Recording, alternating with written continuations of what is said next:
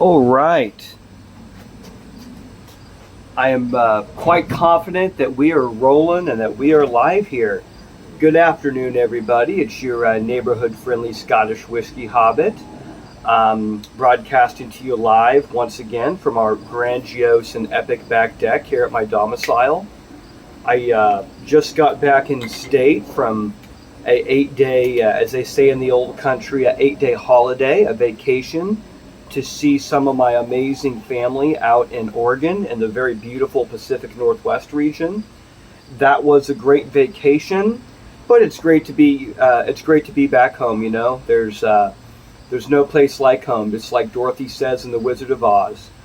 So this week, ladies and gentlemen, I'm extremely excited for this review that we're going to be doing here. By the way, look at this really cool shirt I got on vacation in Newport, Oregon.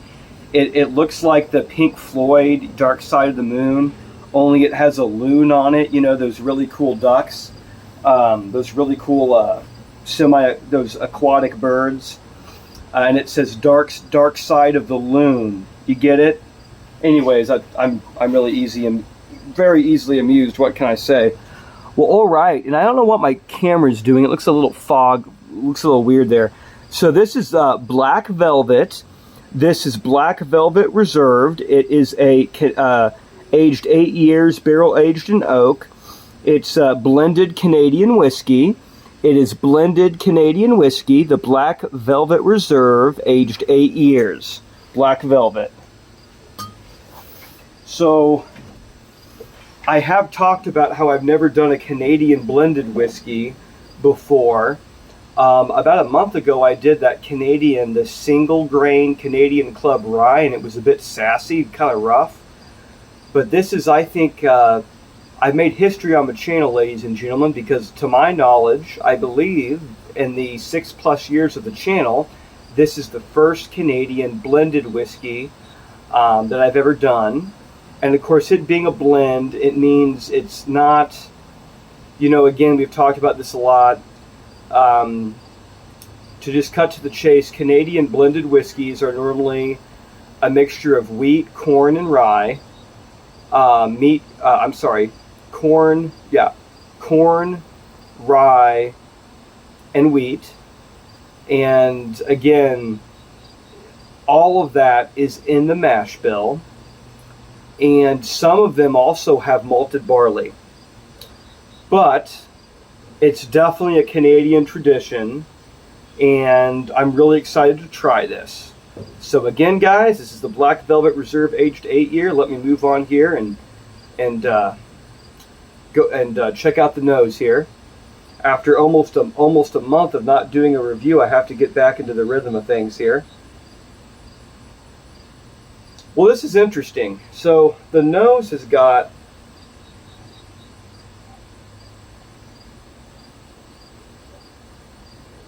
This is interesting. So I'm getting what I think is like caramel or toffee, maybe salted caramel or toffee on the nose, maybe like some pear, maybe some apricot.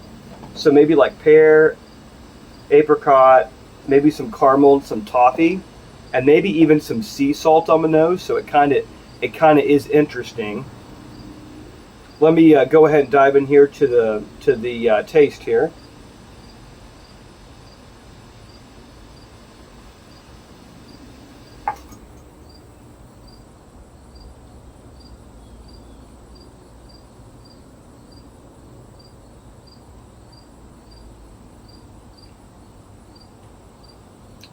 And this is interesting. Obviously, it's a product of Canada, but it's imported by Black Velvet Import Co. in Bardstown, Kentucky, where they make some really high caliber bourbon. So it's a product of Canada, but it's imported in Bardstown, Kentucky. It's delicious. By the way, it's 40% by volume, so it's 80 proof.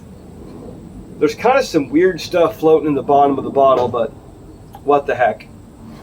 I'm just gonna roll with it. I'm just gonna go with the flow here. So the taste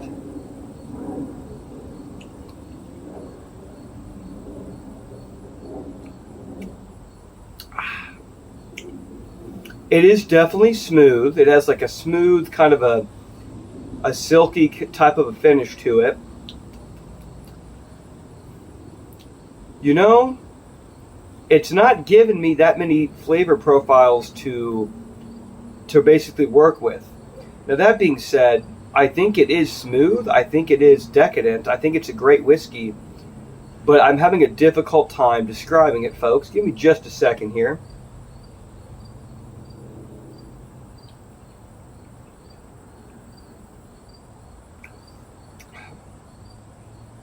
So maybe like some honey,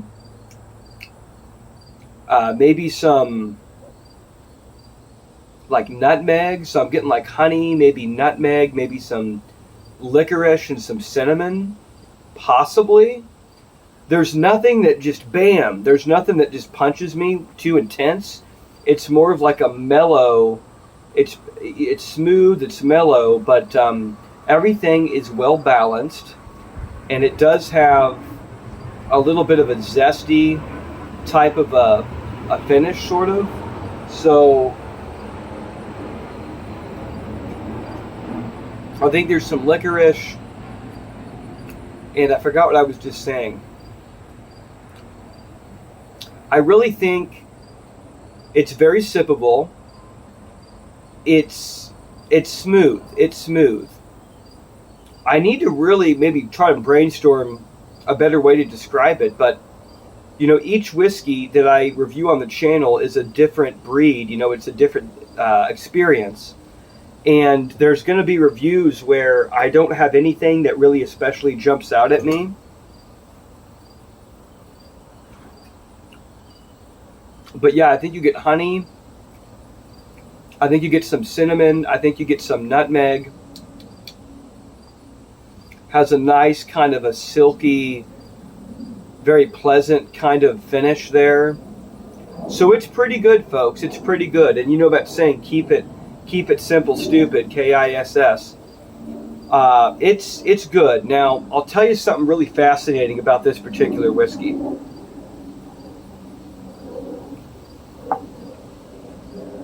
So I got this at a Price Chopper about 15 minutes from my house, and it was marked down. It was on sale for like 13 something. This was like really cheap, ladies and gentlemen. With tax, I think it was like right under $15. We'll just round. What the heck? We'll round. We'll say 15. And I think for the money and the smoothness and the taste, this is definitely on a budget a very, very good pick. Ding, ding, ding, ding, ding, ding, ding. We have a winner, ladies and gentlemen.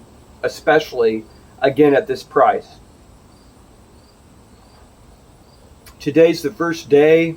Well, actually, I'm a huge hockey nut. I should know this. I think it's preseason, but we're getting really, really close to opening season of hockey. And today, my beloved St. Louis Blues, we are playing with Dallas Stars in Dallas. I think it's preseason, but if it is preseason, it's got to be one of the last games because we're just about on the cusp of the regular season. So let's go St. Louis Blues, and I'm also a long-suffering Maple Leafs fan. Let's go Toronto Maple Leafs. But back to the whiskey, I just think this is a great way to celebrate the start of hockey season with a great Canadian blended whiskey here. I would give this, for taste, for bang for your buck, especially at this price point, for quality and smoothness and overall score,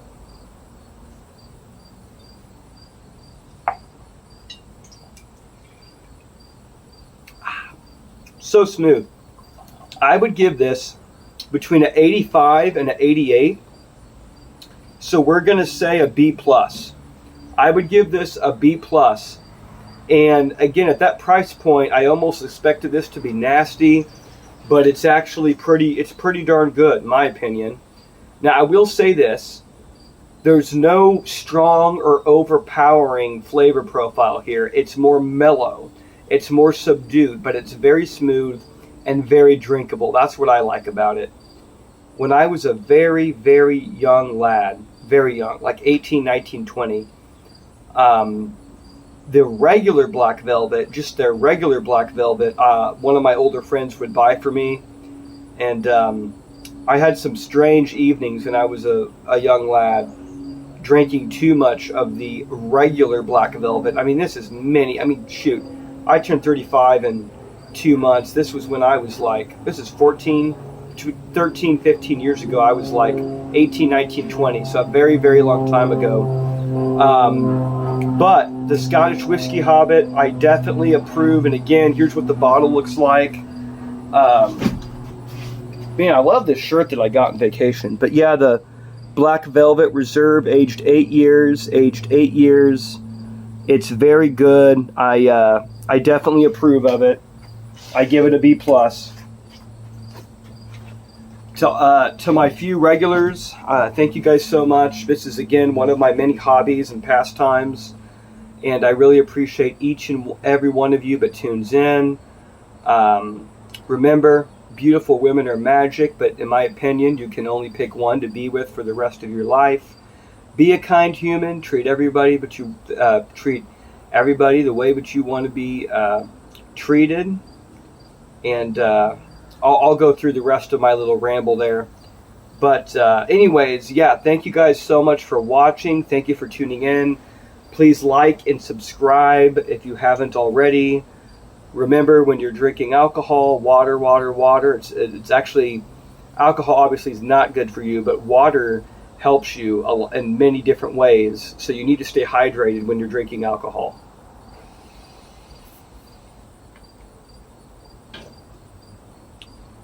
But yeah, if there's any particular whiskeys out there that you guys would like to see me review in the future, please drop it in the comments.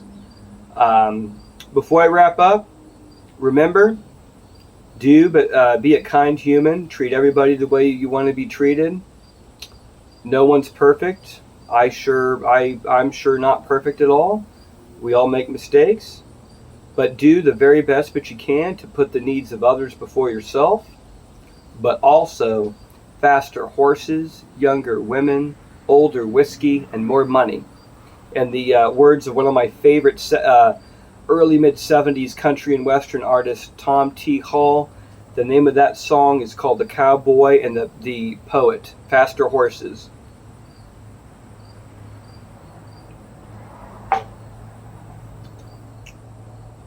This is good, ladies and gentlemen. And again, it's amazing what you can find if you really hunt for the bargains. I mean, again, I need to do more Canadian blended whiskeys. Like, I need to do Pendleton. I need to do Crown Royal. I need to do, what's that other one? Is it Canadian Trail?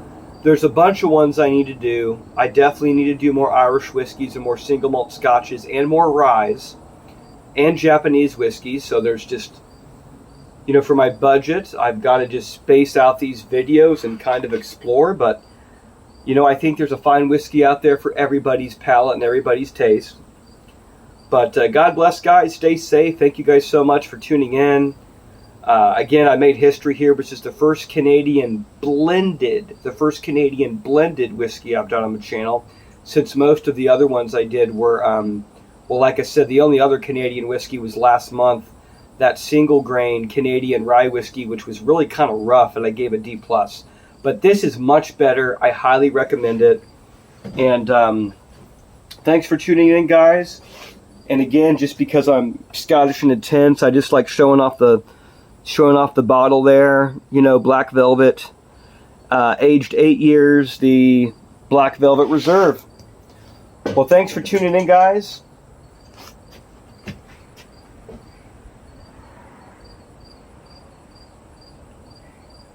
This is your neighborhood friendly Scottish Whiskey Hobbit. I'm signing off. Take care, guys. Thanks for watching. And let's go St. Louis Blues. Let's go Toronto Maple Leafs. 2025 NHL season, come to Papa. Actually, it's technically the 2025-2026 season. I love hockey.